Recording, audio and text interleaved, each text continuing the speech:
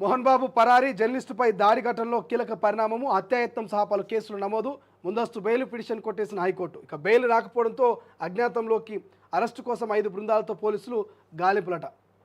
ఈ మోహన్ బాబు స్టోరీ మీకు నేను చెప్పాల్సింది ఏం పెద్దగా లేదు అందరికీ తెలిసిందే మోహన్ బాబు ఆయన కుమారుల మధ్య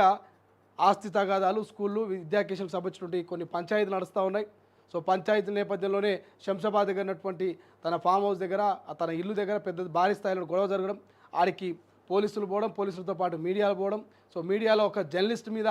మైకు తీసుకొని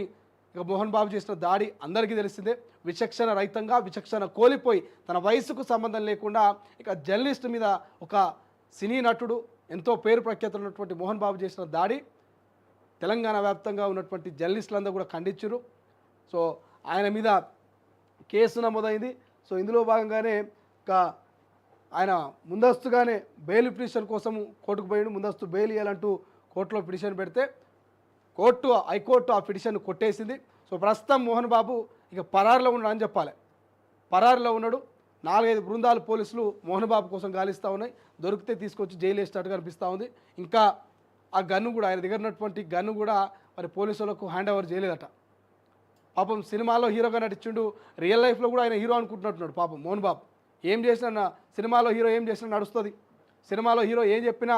చెల్లుతుంది కాబట్టి ఇక రియల్ లైఫ్లో కూడా బయట కూడా నేనేం చేసినా ఓ జర్నలిస్ట్ని కొట్టినా దాడి చేసినా ఇంకెవరినైనా కనిపెట్టి బెదిరించినా ఏం చేసినా నడుస్తుంది అనుకుంటే పాపం మోహన్ బాబు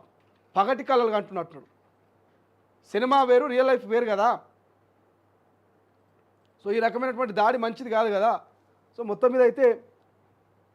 జర్నలిస్టులపై దాడి ఘటనలోనే కీలక పరిణామం అని చెప్పాలి మోహన్ బాబు అయితే పరారిలో ఉన్నాడు కానీ పట్టుకొని తీరుతారు లగచర్ లాంటి సంఘటన మనం చూసినాం ఇప్పుడు పుష్ప 2 సంబంధించి తొక్కిసలాట సంఘటన చూసినాం అల్లు అర్జున్ లాంటి వాళ్ళని తీసుకుపోయి జైల్లో పెట్టారు మోహన్ బాబు ఏమో పెద్ద లెక్కన లేకపోతే తోప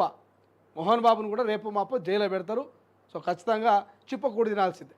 ఎవరైనా చట్టానికి అందరూ సమానలే చట్టం ముంగల అందరూ సమానలే ఎవరేమి ఎక్కువ కాదు ఎవరేమి తక్కువ కాదు